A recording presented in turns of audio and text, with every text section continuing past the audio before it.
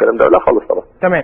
طيب اقول لك انا بقى، سيبك من الضغوط بالنسبه للزمالك اللي هو هيلعب في افريقيا، وان في شويه مشاكل ماليه واللعيبه لسه ما خدتش فلوسها، دي ضغوط طبعا على الجهاز الفني وموجوده. لكن انا الكلام اللي وصلني والله العظيم ما اتكلمت مع كابتن حسن، يعني حاجات من بره، ان في ناس يعني من نادي الزمالك زعلانين جدا ان احمد حسن ما سافرش مع الفريق تنزانيا، وان هو طلع يعني مش زعلانين ان انت عملت عمره، لا عادي طبعا، العمره دي حاجه دينيه ومحدش يقدر يتكلم فيها، لكن زعلانين ان احمد حسن ما سافرش مع الفريق تنزانيا، وبعد كده لما راح مع منتخب مصر استنى مباراه زياده عشان واللعيبه الثانيه الزمالك رجعت.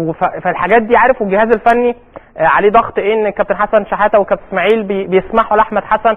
كابتن احمد حسن بيقول يا جماعه انا مش قادر العب المباراه وعايز اعمل عمره، فسمحوا له، قالوا له مفيش مشكله. لا ما انا هقول لك، بس هقول لك هكمل لك.